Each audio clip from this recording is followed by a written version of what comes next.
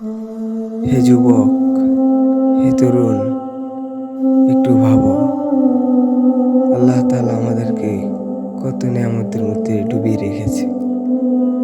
এই যে দেখো,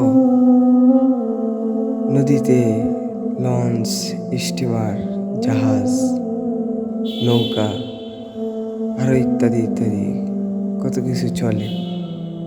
এগুলো কার অনুগ্রহে চলে? একমাত্র আল্লাহ তাআলার অনুগ্রহে। তাই তবুও যদি আমরা আল্লাহ তাআলার নাফরমানি না ছাড়তে পারি, ৫ ওয়াক্ত নামাজ মসজিদে এসে না পড়তে পারি, তাহলে আমাদের মতো হতভাগা আর কে হতে পারে? যুবক, একটু ভাবো, এগুলো ভাবার বিষয়। একটু ভাবো।